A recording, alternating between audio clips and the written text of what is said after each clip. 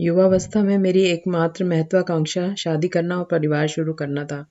मेरी शादी 20 साल की उम्र में हो गई, लेकिन 8 साल में मुझे और मेरे पति को एहसास हुआ कि लगभग हर चीज़ पर हमारे विचार अलग-अलग थे।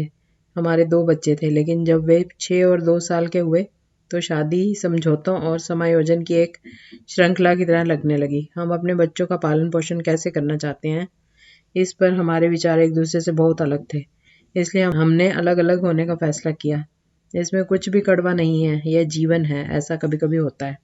मैं भाग्यशाली थी कि मुझे मेरे समर्थक माता-पिता मिले, जो मेरे साथ खड़े रहे। मुझे याद है कि मैंने शादी को ख़त्म करने का फैसला करने से पहले पिताजी को फ़ोन किया था, और जब उन्होंने सुना कि मैं कितनी परेशान हूँ, तो उन्होंने कहा, अपना बैग पैक करो और घर आ जाओ। उन्होंने मुझे यह भी एहसास कराया कि शादी जीवन का अंतिम लक्ष्य नहीं है, और समय के साथ मुझे एहसास हुआ कि वह कितने सही थे। तलाक के बाद जब मैं अपने माता-पिता के घर चली गई, तो मुझे निष्क्रिय और उद्देश्यहीन महसूस हुआ। मुझे लिखना और पढ़ना हमेशा से पसंद था, इसलिए मैंने रचनात्मक लेखन की ट्यूशन देने का फैसला किया। इसलिए एक दिन जब मेरा बेटा केवल 8 वर्ष का था, हमने ट्यूशन के लिए पर्चे बनाए और उन्हें अपने आस-पड़ोस में वितरित किया।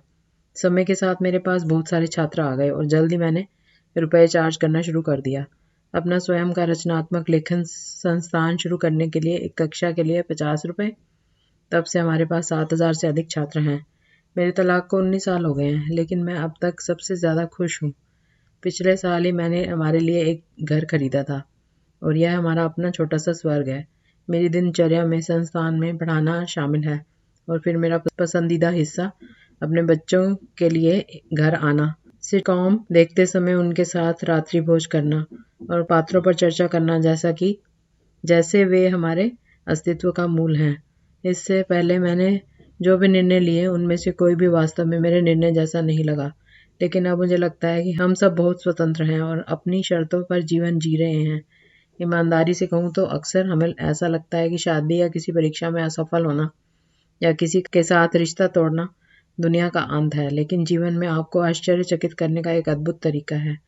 मैं 47 साल की हूँ, लिख रही हूँ, अपना खुद का व्यवसाय चला रही हूँ, अपने बच्चों का पालन पोषण कर रही हूँ, यात्रा कर रही हूँ और अभी भी खोज कर रही हूँ, और मेरे पास इसके अलावा कोई रास्ता नहीं है।